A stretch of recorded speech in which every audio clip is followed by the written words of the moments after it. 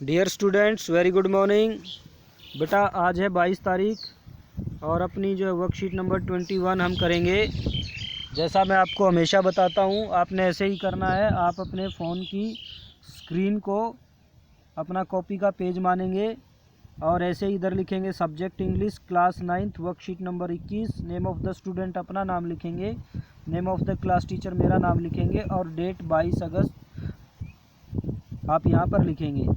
तो आज की वर्कशीट को बेटा डिस्कस कर लेते हैं। Hello students, we learn to change the sentences of request written in direct speech to reported speech in the previous worksheet. Do you remember that a request is a polite way of asking someone to do something for us? तो हमने बेटा पिछली जो हमारी worksheet थी उसमें request वाले जो सेंटेंस थे उनको डायरेक्ट से स्पीच से रिपोर्टेड स्पीच में चेंज करना हमने सीखा था।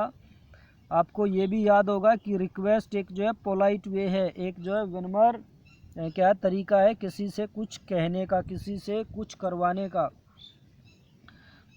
If someone tells us directly to do something is an order, यदि हमें कोई कुछ भी करने के लिए डायरेक्टली कहता है तो वो एक ऑर्डर होता है। ठीक है, पिछले हमने रिक्वेस्ट सीखी थी, आज हम ऑर्डर सीखेंगे। ठीक है, तो रिक्वेस्ट ऑर्डर में क्या है, रिक्वेस्ट तो एक जो पोलाइट वे है, एक जो विनम्र तरीका है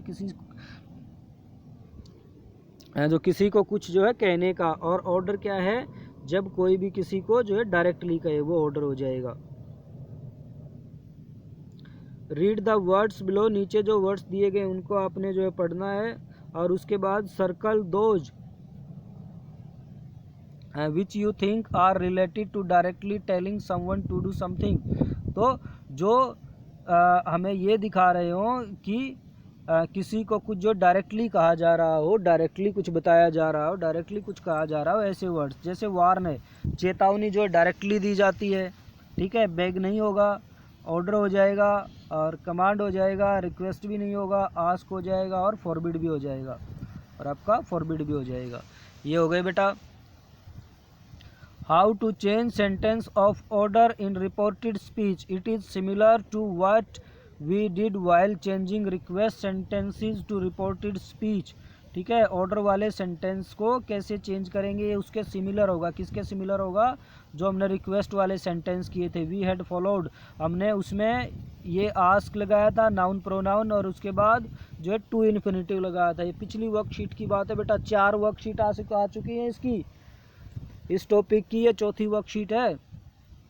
आगे देख लेते हैं। While changing sentences of order to reported speech, order को जब रिपोर्टेड स्पीच में चेंज करते हैं, वी जस्ट रिप्लेस आस्क, हम आस्क को रिप्लेस करते हैं किसके साथ, विद टेल और any of the word encircled by you in the box given above, so we will follow. तो इस आस्क को हम किस में चेंज करते हैं, टेल में। और आपने जो ये वर्ड एनसर्कल किए हैं ऊपर, इसके अलावा इनको तो हम जो है क्या फॉलो करेंगे, टेल लगाएंगे, वार्न लगाएंगे, ऑर्डर लगाएंगे, कमांड लगाएंगे, फॉरबिड लगाएंगे। इनमें से कोई एक चीज़ लगाएंगे, नाउन प्रोनाउन और फिर उसके बाद जो है टू इन्फिनिटिव। आगे देख लेते हैं बेटा।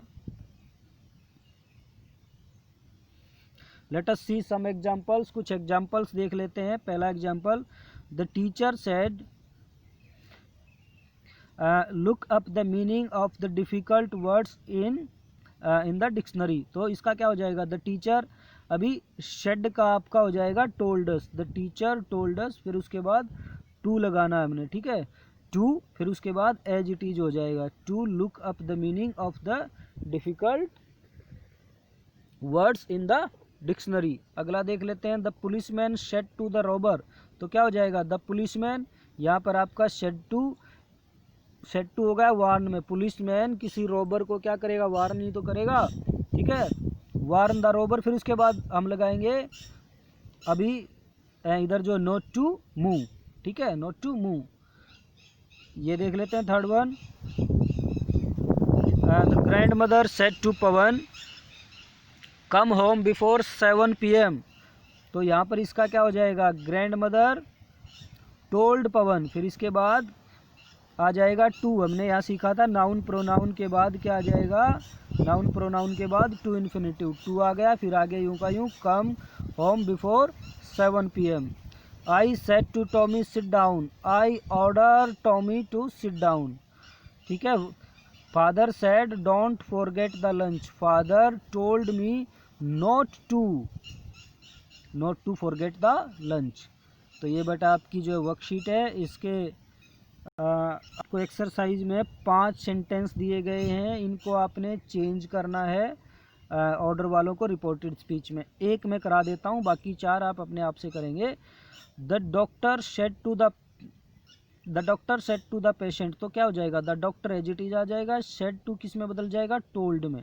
The doctor told the patient, फिर पेशेंट के बाद क्या आ जाएगा, टू, आगे यूँ का यूँ, to exercise for 30 minutes every day.